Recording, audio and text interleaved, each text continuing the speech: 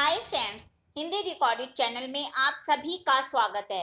दोस्तों, इस चैनल के माध्यम से मेरी कोशिश रहती है कि हिंदी भाषा के अधिक से अधिक विषयों पर मैं आपके सामने चर्चा कर सकूं।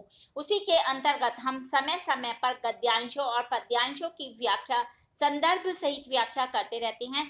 साथ ही साथ हम उस गद्यांश या पद्यांश में विशेष क्या है ये भी जानते हैं।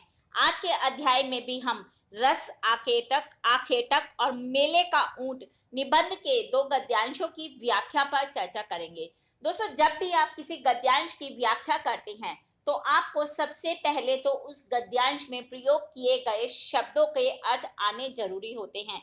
यदि आप उन शब्दों के अर्थ जानते हैं, साथ ही साथ यदि आपको पता है कि वह गद्यांश पुस्तक के कौन से किताब के कौन से लेसन से लिया गया है और इसके लेखक कौन है, तो आपके लिए प्रसंग लिखना भी काफी आसान हो जाता है। और जब आप किसी गद्यांश या पद्यांश को ध्यान से पढ़ते हैं तो आप जान जाते हैं कि लेखक विशेष तौर पर इसमें क्या कहना चाहता है और उसे ही आपको विशेष में लिखना होता है। तो चलिए दोस्तों, शुरू करते हैं अपना आज का अध्याय रस आखेटक और मेले का ऊंट निबंध के गद्यांशों की व्याख्या के बारे में। पहला है मेरा गद्यांश, जिसे मैंने लिया है रस आखेटक निबंध से। मेरी वैष्णवता का झुकाव आनंदवादी शैव सिद्धांत की ओर है। मेरा विश्वास आस्वादन और आनंद में है। जब मेरे मन में शाक्त भाव जोर मारता है तो धरती को माँ कहकर पुकारता हूँ। माँ, तू मुझे रूप दे, जय दे, यश दे, नीच शत्रुओं का संहार कर। पर जब मैं वैष्णव भावपन में होता हूँ तो रूप, जय, यश और शत्रु भाव से परे ऊपर उठकर शुद्ध आस्वादन खोजता हूँ और यह धरती प्रिया रूप में नजर आती है। मैं इसके सम्मुख भिक्षा पात्र लेकर खड़ा हूँ और यह मेरे सम्मुख अंजुरी भर रूप रस गंध लेकर खड़ी है। इसकी नजर मेरे भिक्षा पात्र पर नहीं, मेरे चेहरे पर टिकी है और मेरी नजर उसकी अंजुरी पर ना जाकर उसकी नाभि मंडल की ओर है। उसकी नजर मेरी आंखों को भेद कर आत्मा में उतर गई है और मेरी नजर परत दर परत आवरण भेदती हुई सम्मोहन के द्वार पर है। इस प्रगाढ़ क्षण में कभी ऐसा भी हुआ है कि मेरी भिक्षा उसकी अंजलि से मेरे पात्र में ना गिरकर जमीन पर गिर पड़ी है। यह मेरी किस्मत है कि भिक्षा मिली पर जमीन पर गिर पड़ी, कुत्तों का भक्ष्य बन गई और मैं खाली पात्र रह गया। धरती पछताती है एवं मैं पछताता हूँ और यह पछतावा भी जीवन का एक पाथ्य बन जाता है। यह आखिरी मंजिल तक का पाथ्य होने में समर्थ नहीं, पर कुछ रास्ता तो इससे कट ही जाता है। तो दोस्तों, ये हमने अपना गद्यांश जाना। इसमें हमने एक शब्द पढ़ा, पाथ्य। पाथ्य का अर्थ होता है दोस्तों रास्ते का भोजन, यानी कि जो हम जीवन जी रहे हैं इसमें हमेशा हमें भोजन मिलता रहे। और शाक्त भाव है शक्ति की पूजा करने का जो भी भाव है उसे शाक्त भाव कहते हैं। अब हमें इसका प्रसंग लिखना है तो हमें मालूम होना चाहिए कि गद्यांश हमें पुस्तक के किस लेसन से लिया गया है या इसके लेखक कौन है। तो हम इसका जो प्रसंग है, संदर्भ है, इसको पढ़ लेते हैं। प्रस्तुत आवरण ललित निबंधकार कुबेर नाथ राय द्वारा रचित ललित निबंध रस आखेटक से अवतरित है। इस निबंध में अब लेखक क्या कहना चाहता है ये भी हमें संदर्भ या प्रसंग में बताना होता है। इसमें लेखक ने अपनी मानसिकता का वर्णन किया है कि पिता चाहे प्रोफेसर बनाना चाहते थे, पर वे स्वयं जीवन अनुभव के लिए यायावार बनना चाहते थे, क्योंकि उनका मन हमेशा रस के पीछे दौड़ता दौड़ता रहता है। चलिए दोस्तों, अब हम इसकी व्याख्या जानते हैं। इसमें लेखक अपने मनोभाव को व्यक्त कर रहा है कि उनका मन वैष्णव मन है, अर्थात वे सगुणवादी हैं। और वो कहते हैं कि मेरा मन, मेरी वैष्णवता शैव सिद्धांत की ओर झुकी हुई है, अर्थात लेखक उसे स्वीकार भी करते हैं। वे कहते हैं मैं आस्वादन और आनंद दोनों लेता हूँ, यानी कि वो पूजा भी करते हैं और इस जीवन का आनंद लेते हुए भी जीते हैं। लेकिन जब उनमें शक्ति का भाव पुकारता है तो लेखक के अंदर का अभेद भाव धरती माँ को पुकारता है और लेखक शक्ति माँ से शत्रुओं का संहार करने के लिए रूप, यश आदि की मांग करते हैं। जब वैष्णव भाव से जुड़ता हूँ, लेखक कह रहे हैं, तो रूप, जय, यश आदि से ऊपर अलग शुद्ध आस्वादन की खोज करता हूँ और तब उन्हें धरती प्रिया की तरह नजर आती है, अर्थात शक्ति की उपासना के समय और वैष्णव की उपासना के समय मेरा भाव, मेरी चाहत अलग अलग होती है। लेखक कहते हैं कि जब मैं वैष्णव भाव से जुड़कर धरती को रसमयी दृष्टि से देखता हूँ तो ऐसा लगता है कि मैं धरती के सामने एक भिक्षा पात्र लेकर खड़ा हूँ और वह मेरे सामने अपनी अंजलि में रूप रस गंध लेकर खड़ी है। अर्थात प्रकृति के प्रति मैं जितना मोहित हूँ उतना ही प्रकृति भी अपना रूप रस गंध सौंदर्य देने के लिए बेचैन रहती है। वह लेखक की आत्मा तक को मोहित कर चुकी है, पर पल पल यह डर लगता है कि कहीं प्रकृति की अंजलि से मेरे प्रति यह सौंदर्य छलक ना जाए, यानी कि किसी और को ना मिल जाए यह सौंदर्य, और वह मेरे भाग्य में लिखा रूप गंध रस का सौंदर्य गिरकर कुत्तों का खाना ना बन जाए। दोस्तों, कुत्तों यानी कि इसमें जो इसके सुपात्र नहीं है, जो प्रकृति जो हमें देती है उसके लिए भी हर एक को उसका सुपात्र होना चाहिए। जो इसकी सुपात्र नहीं है उसे लेखक ने यहाँ कुत्ते के जैसे कहा है। और इस सोच में लेखक और प्रकृति दोनों पछताते हैं, लेकिन यह पछतावा भी पाथ्य बन जाता है, यानी कि जीवन का आस्वादन लेने के लिए पाथ्य ही एकमात्र सहारा है। इस जीवन को जीने के लिए भोजन के बिना जीना असंभव है। दोस्तों, अब लेखक इसमें विशेष तौर पर क्या कहना चाहते हैं, यहाँ लेखक के यायावार मन के भाव हैं।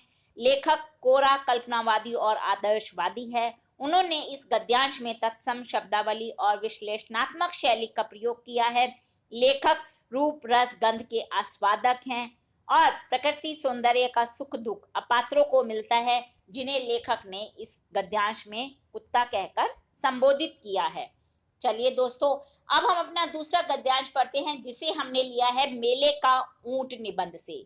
आज से 50 साल पहले रेल नहीं थी। मैंने मारवाड़ी से मिर्जापुर तक और मिर्जापुर से रानीगंज तक कितने ही फेरे किए हैं। महीनों तुम्हारे पिता के पिता और उनके भी पिताओं का घर और बार मेरी ही पीठ पर रहता था। जिन स्त्रियों ने तुम्हारे बाप और बाप के बाप को भी जना, वे सदा मेरी पीठ को ही पालकी समझती थी। मारवाड़ में मैं सदा तुम्हारे द्वार पर हाजिर रहता था, पर यहाँ वह मौका कहाँ। इसी से इस मेले में तुम्हें देखकर आंखें शीतल करने आया हूँ। तुम्हारी भक्ति घट जाने पर भी मेरा वात्सल्य नहीं घटता है। घटे कैसे? मेरा तुम्हारा जीवन एक ही रस्सी से बंधा हुआ था। मैं ही हल चलाकर तुम्हारे खेतों में अन्न उपजाता था और मैं ही चारा आधी पीठ पर लाद कर तुम्हारे घर पहुंचाता था। यहाँ कलकत्ते में जल की कलें हैं, गंगा जी है, जल पिलाने के ग्वाले कहार हैं, पर तुम्हारी जन्मभूमि में मेरी ही पीठ पर लाद कर कोसों से जल आता था और तुम्हारी प्यास बुझाता था। इसमें लेखक ने एक ऊंट की आत्मकथा के तौर पर बोला है कि किस तरह से ऊंट ये मारवाड़ी समाज के लिए इतना करते हैं और जब उन्हें सुविधाएं मिल जाती हैं तो वो उसे ऊंट को भूल जाते हैं। ऊंट बताता है कि मैंने तुम्हारे लिए क्या क्या किया। जो तुम्हारे पिता थे वो अपनी घर गृहस्थी का सारा सामान मेरी पीठ पर लाद कर घर लाते थे, और जब तुम्हारी माँ दादी परदादी उनके बच्चे होते थे उस समय पे भी वो मेरी कुरूप पीठ है इसी पर बैठकर सवारी करती थी। तो चलिए दोस्तों, अब हम इसके संदर्भ या प्रसंग को जानते हैं। ये गद्यांश बाल मुकुंद गुप्त जी द्वारा लिखित निबंध मेले का ऊंट से ली गई है। गुप्त जी हिंदी निबंध साहित्य के प्रतिष्ठित निबंधकारों के रूप में जाने जाते हैं।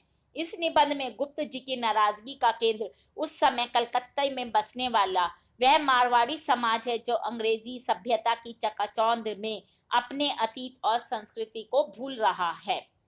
अब हम इसकी व्याख्या जानते हैं दोस्तों। गुप्त जी बताते हैं कि आज से 50 साल पहले रेलगाड़ियां नहीं थी।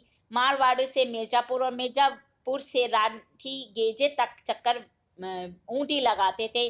महीनों ऊंट उनके पिता के पिता और उनके परदादा को भी ऊंट कह रहा है कि महीनों तुम्हारे पिता के पिता और उनके परदादा मेरी पीठ पर घर का सामान लाद कर लाते थे, जिससे तुम्हारी घर गृहस्थी चलती थी।